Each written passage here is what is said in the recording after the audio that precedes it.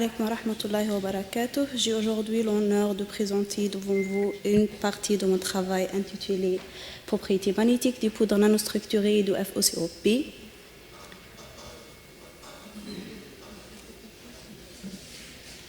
Dans cette présentation, je vais commencer par le but de mon étude, une introduction, définition d'un nanomatériau. Je vais présenter ensuite les systèmes étudiés, les techniques expérimentales, les méthodes de calcul, ensuite résultats structuraux, microstructuraux et magnétiques, pour finir par une conclusion.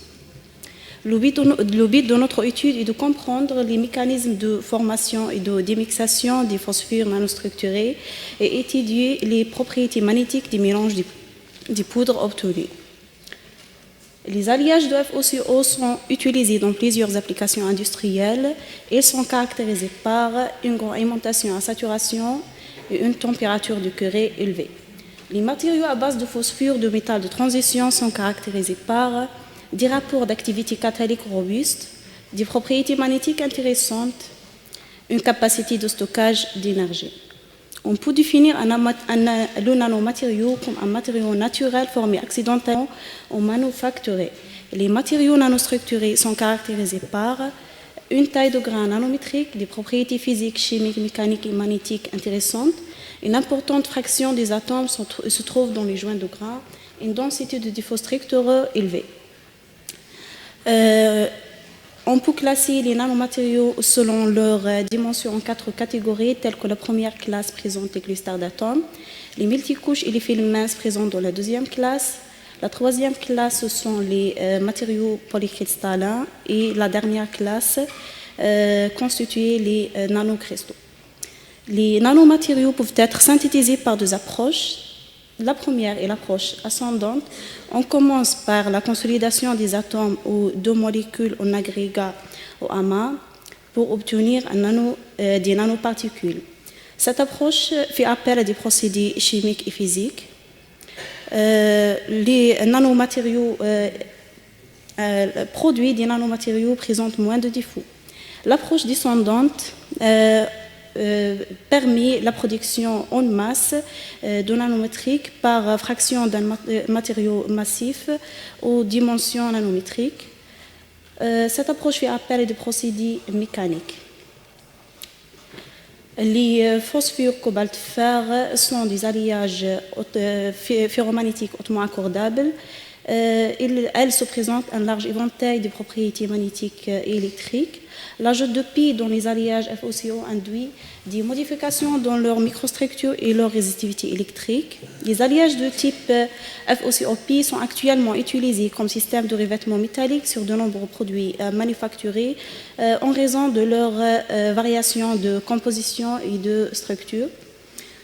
Le diagramme d'équilibre du système binaire FEP est un diagramme complexe, comprend 4 composés définis FE de P, FEP, FEP2, FEP4, formés par fusion congruente, et le composé FE3P. La température de fusion de fer est de 1538 degrés Celsius.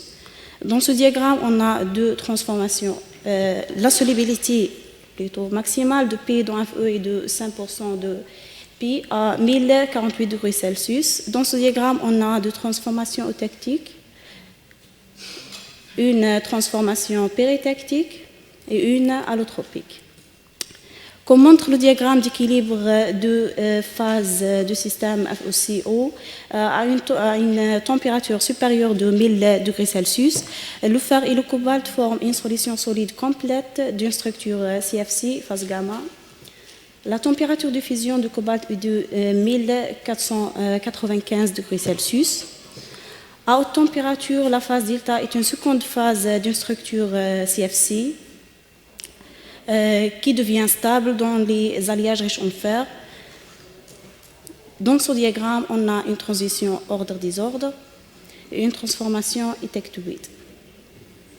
Le diagramme d'équilibre du système ternaire FOCOP comprend 3 composés définis FO3P, FE2P et FE2P. Les alliages dans ce système d'éléments peuvent être distingués d'un champ monophasé ou d'un champ triphasé. On a les limites des données disponibles dans ce système d'éléments. Le cercle démontre la limite de composition de la substitution de CO sur le composé pur FO3P. Pour l'élaboration de nos échantillons, nous avons utilisé le broyage mécanique haute énergie, qui est une technique d'élaboration de poudre des matériaux nanostructurés par la désintégration structurale d'une structure à grains grossiers à la suite de déformation plastique sévère. Elle est utilisée pour réaliser des alliages amorphes ou des solutions solides sursaturées. Le principe de cette technique est de broyer des poudres micrométriques de plusieurs alliages pour les mélanger. Les poudres sont introduites dans des jarres, accompagnées par des billes en tungstène ou en acier. Les jarres sont fixées sur un disque tournant. Le disque et les jarres tournent dans des directions opposées. Au cours du broyage, les particules de poudre ainsi piégées entre deux billes ou entre une bille et la paroi de la jarre subit de forces de compression et de cisaillement. Ces forces et les phénomènes de fracture et de soudage conduisent à la réduction de la taille des cristallites. Les poudres FOCOP ont été obtenues à partir des poudres élémentaires de fer, de phosphore rouge et de cobalt. Pour minimiser ou éviter la contamination en oxygène, on a posé dans une boîte à gants sous atmosphère d'un gaz inerte et puis on a placé les 4 jarres dans le broyeur. Le broyage était interrompu toutes 60 minutes pendant 30 minutes pour limiter l'augmentation de la température à l'intérieur des jarres.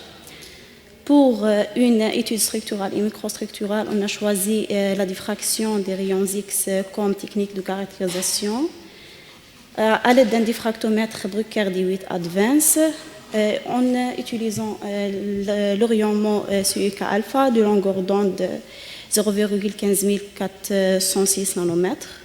Les mesures magnétiques ont été effectuées à l'aide d'un VSM microsense sur un champ magnétique appliqué de 20 kHz. Notre simulisation a été effectuée au moyen d'un logiciel MAUD basé sur la théorie de Rietveld. C'est une méthode d'analyse en diffractométrie de rayons X et de minimisation de moindre carré. Elle permet d'ajuster le profil global du diagramme de diffraction expérimentale, incluant les paramètres instrumentaux, les paramètres structuraux et les paramètres microstructuraux. La fonction résidue est donnée par la relation suivante. YI et YCI sont respectivement l'intensité observée, l'intensité calculée, WI et le poids associé à l'intensité observée. L'intensité calculée est donnée par la relation suivante, dépend de l'intensité de bruit de fond, facteur d'échelle, facteur de multiplicité, facteur de Lorentz, facteur de correction, facteur d'absorption, facteur de structure, fonction de profil des pics. On passe maintenant à nos résultats. À partir d'une étude structurale, on a la superposition des poudres broyées pendant 1, 2 et 3 heures et la présentation des positions des phases présentes. On remarque que l'intensité diminue avec l'augmentation du temps de broyage. Affinement Rietveld du diffractogramme broyé de rayons X du mélange FOCOP broyé pendant 1 heure.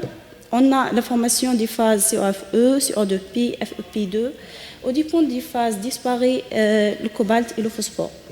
Affinement Rietveld du diffractogramme de rayons X du mélange FeCOP broyé pendant 2 heures. On a la formation des phases FOP4, COP. Au dépend des phases disparaît CO2P, FEP2. Après 3 heures de broyage, on a la formation des mêmes phases que celle à 2 heures avec une diminution de l'intensité. Les sous-spectres présentent en une forme lorentzienne élargie à la base et on a la forme sphérique des grains de phase alpha-FE sur FE. Suivi l'évolution du paramètre de maille en fonction du temps de broyage, les deux phases montrent et augmentent. À partir d'une étude microstructurale, l'évolution de la taille moyenne des cristallites et le taux de microdéformation en fonction du temps de broyage, elle augmente. On a une augmentation de L accompagnée par une augmentation de taux de microdéformation pour la phase alpha-FE dans le premier stade de broyage, et dans le deuxième stade de broyage, on a une variation inverse. Pour la phase COFE, on a une diminution de la taille des cristallites au cours du premier stade de broyage, accompagnée avec une augmentation de taux de microdéformation dans le premier stade de broyage. Dans le deuxième stade de broyage, on a une diminution de L et de taux de microdéformation.